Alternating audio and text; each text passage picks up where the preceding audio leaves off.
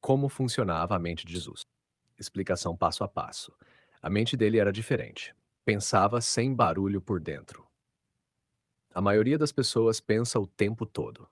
Mesmo quando estão quietas, há uma voz na cabeça dizendo: será que estou certo? E se eu errar, o que vão pensar de mim? Esse barulho é o ego, a parte da mente que quer parecer boa, certa ou aceita. Jesus não tinha esse barulho. Quando ele se calava, não era para descansar, era para ficar consciente, observando tudo sem se perder em pensamentos. Isso é o que hoje os cientistas chamam de metaconsciência, estado em que a pessoa consegue observar o que pensa, em vez de ser dominada pelo pensamento. Exemplo simples. Quando você sente raiva e percebe estou com raiva, em vez de gritar, você está observando a emoção. Isso é metaconsciência. Jesus vivia assim o tempo todo, 24 horas por dia. O cérebro dele funcionava em modo silencioso, sem um modo automático que fica julgando e reagindo. Os cientistas chamam essa parte automática de rede de modo padrão, Default Mode Network. É a parte do cérebro que cria o eu na cabeça. Quando essa rede silencia, o cérebro para de pensar eu, e começa a perceber tudo de forma clara, calma e direta. Ele agia só pelo que era verdade, não pelo que sentia. Jesus não reagia com raiva, orgulho ou medo. Ele via o que era verdadeiro e agia mesmo que isso deixasse os outros com raiva dele. Exemplo: quando perguntaram se deviam pagar imposto ao imperador, ele respondeu: dai a César o que é de César. Ou seja, não caiu na armadilha. Ele usou lógica, pensamento baseado em causa e efeito, sem emoção, em vez de escolher um lado. Em termos científicos, o cérebro dele funcionava com coerência lógica total. Cada pensamento combinava perfeitamente com a ação e com o sentimento. Nada era falso, nada era por aparência. Isso é o que o livro Ruptura 2 chama de agir pelo núcleo, a parte mais profunda e limpa da mente, onde não há mentira nem emoção confusa.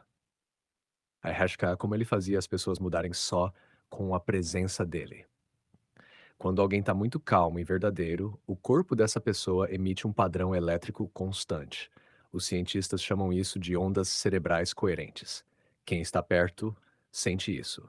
É como quando alguém está muito nervoso. Você sente no ar, mesmo sem ela falar nada. O que acontecia com Jesus é o contrário. Ele era tão coerente e tranquilo que o cérebro das outras pessoas começava a copiar esse ritmo. Esse fenômeno é chamado de sincronização neural ou entrainment, quando os cérebros se alinham como instrumentos afinados. É por isso que só de estar perto dele, as pessoas sentiam paz ou clareza. O cérebro delas se ajustava ao dele. Não era magia. Era física e neurociência funcionando juntas. Ele falava de um jeito que quebrava os velhos pensamentos. Quando Jesus dizia frases como open quote, vocês ouviram o que foi dito, eu porém vos digo, close quote. Ele estava quebrando frases prontas que as pessoas repetiam sem pensar. Ele não atacava a Bíblia, ele atacava a interpretação automática que a mente fazia dela. Ele estava ensinando as pessoas a pensar com a própria cabeça. Exemplo simples: não matarás. Todo mundo pensava, então é só não matar. Mas ele dizia: se você odiar, já matou no coração. Ou seja, não é sobre o ato físico, é sobre o pensamento que nasce antes. Isso força o cérebro da pessoa a ver o erro antes que ele aconteça, o que na psicologia moderna chamamos de consciência preventiva, perceber a emoção antes de ela virar ação. Ele via o mundo sem se colocar no centro. Quase todo ser humano pensa assim: eu quero, eu preciso, eu estou certo. Jesus não tinha esse eu como dono da mente. Ele dizia, open quote, o filho nada pode fazer de si mesmo, só faz o que vê o pai fazer. Close quote. Traduzindo para a linguagem comum, eu não ajo por vontade própria, ajo conforme a verdade real da vida. Isso significa que ele não se via separado da verdade, e sim parte dela. Era como se a vida falasse através dele. Ele era o canal limpo. Em linguagem científica, a parte do cérebro que cria a história do eu, chamada córtex pré-frontal medial, estava completamente silenciosa. O que funcionava era o circuito da percepção pura e da decisão lógica, sem interferência de emoções ou medos. Por que as pessoas o imitavam? O cérebro humano é como um espelho. Quando vê alguém agindo com clareza, ele tenta copiar. Esse efeito é chamado de neurônios espelho, células que imitam o comportamento e a emoção do outro. Os discípulos de Jesus copiavam o padrão mental dele, mesmo sem entender totalmente. Eles viam alguém que falava e agia igual, sem contradição, e o cérebro deles tentava fazer igual. Esse é o segredo de por que ele criava seguidores sem pedir.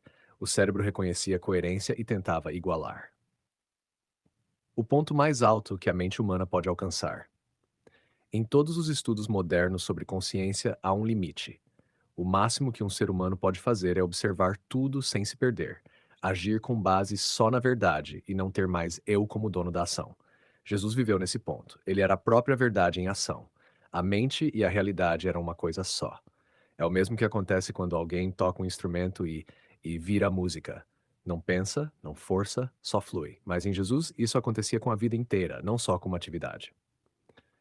Resumo, bem claro. Padrão humano, padrão de Jesus. O que isso significa? Pensa demais?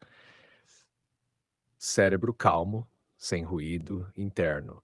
Age por emoção, age por verdade. Decide com base no que é certo, não no que sente. Quer ser aceito, não precisa disso. A verdade dele não dependia da aprovação de ninguém. Usa palavras para se defender, usa palavras para cortar ilusões. Fala simples que desmonta mentiras. Procura sentido. É o próprio sentido. Não buscava, vivia o real em tempo total. Conclusão. Em linguagem direta. Jesus chegou no ponto final possível da mente humana.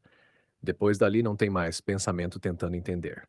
Só existe consciência pura funcionando. Ele não acreditava. Ele via. Ele não reagia.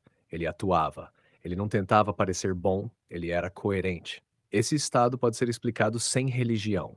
É o cérebro humano funcionando sem ilusão, em perfeita sintonia com a verdade do que é real.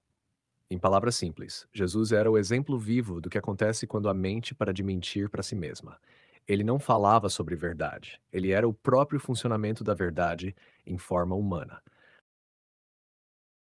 Talo porque se isolava e como mantinha excelente, excelente. Vamos agora fechar e aprofundar a explicação, mostrando por que ele dizia para imitá-lo, porque se isolava e como mantinha esse estado de mente limpa passo a passo em linguagem simples, mas com base científica e lógica completa. Conclusão completa. Por que ele dizia imitem-me e como ele mantinha a mente pura. Quando ele dizia sigam-me ou imitem-me, ele não estava pedindo que as pessoas copiassem seus gestos, suas roupas ou sua religião. Ele estava dizendo: pensem e vivam como eu penso e vivo. Traduzindo, treinem a mente de vocês até ela ficar tão limpa e verdadeira que as ações saiam sozinhas, sem medo, sem mentira e sem disfarce. Em linguagem científica, isso é o mesmo que dizer, open quote, treinem o cérebro para funcionar no modo de consciência plena e auto-observadora.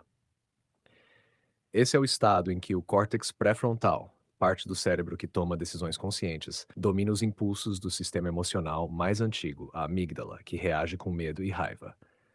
Close quote. Por isso ele dizia, open quote, quem quiser vir após mim, negue-se a si mesmo. Ou seja, pare de ser escravo da voz dentro da sua cabeça, que quer ter razão, vencer, agradar ou se proteger. Porque ele se isolava. Ia para o monte, deserto ou lugares silenciosos. Esse era o método prático para manter a mente limpa e conectada à verdade. Hoje, a neurociência chama isso de redução de estímulos externos, quando você corta o excesso de sons, pessoas e informações para o cérebro se reorganizar. Exemplo: quando você tenta ouvir uma música muito baixa em um lugar barulhento, não dá para entender nada. Mas se o ambiente fica em silêncio, você ouve cada detalhe. O mesmo acontece com a mente. No barulho social, você escuta o ego. No silêncio, você escuta a verdade. Jesus se retirava não por solidão, mas por ajuste mental. Era como recarregar o sistema para voltar ao equilíbrio. Durante esses períodos, ele observava seus próprios pensamentos, autoobservação pura. Desligava os gatilhos emocionais do convívio, as reações automáticas.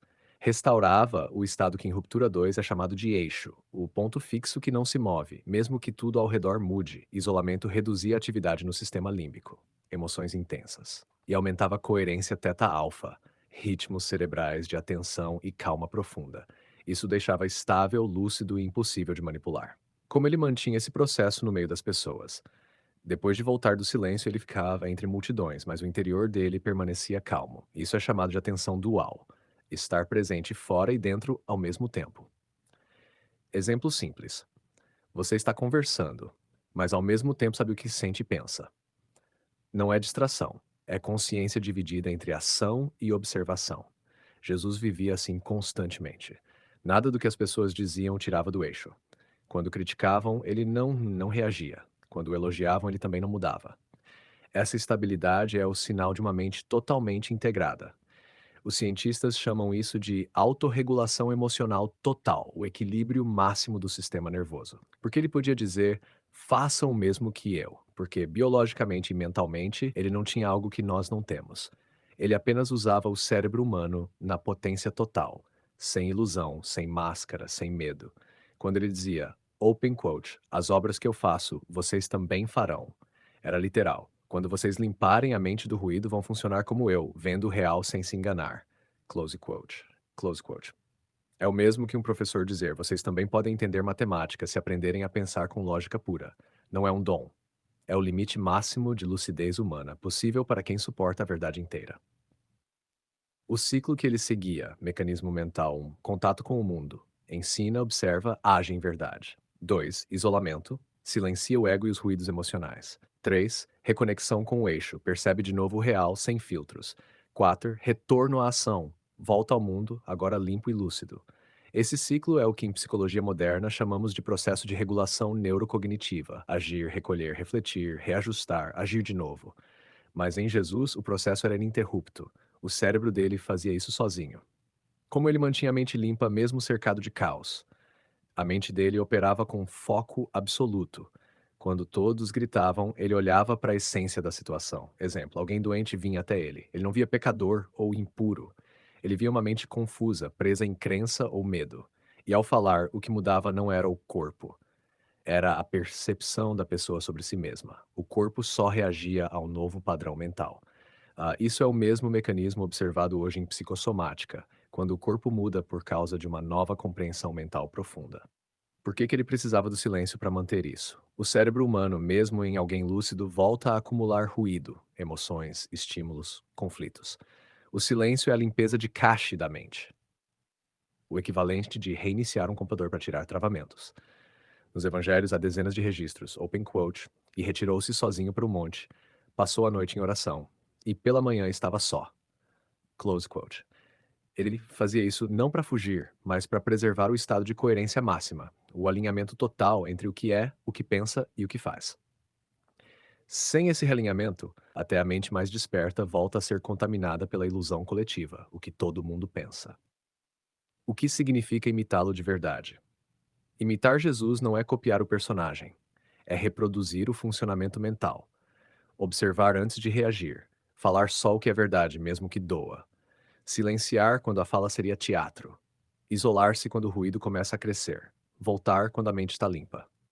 Em linguagem muito simples, ele ensinou o método de voltar a ser real e chamou isso de seguir-me. Resumo de bolso, etapa: o que ele fazia, nome científico atual, o que isso causa, e que isso e isolamento. Silêncio e isolamento.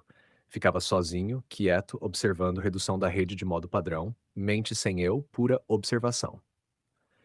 Autoobservação, percebia o que sentia antes de agir. Metaconsciência, clareza e controle emocional. Ação sem ego, respondia com lógica, não com emoção. Coerência cognitiva total, influência e paz, retorno ao silêncio, recarregava a mente, regulação neurocognitiva, manutenção da lucidez. Conclusão literal. Jesus dizia: imitem-me, porque sua mente mostrava o que acontece quando o ser humano volta à origem da verdade, o ponto onde não há medo, ilusão nem ego. Ele se isolava para manter a mente limpa, como quem mergulha na água para tirar a poeira do corpo. Voltava para agir em verdade e mostrar que esse estado é possível dentro da vida comum. No fundo, o que ele ensinava não era religião, era a engenharia da consciência humana. O caminho para que qualquer pessoa volte a funcionar igual à verdade, sem mentira, sem teatro, sem máscara.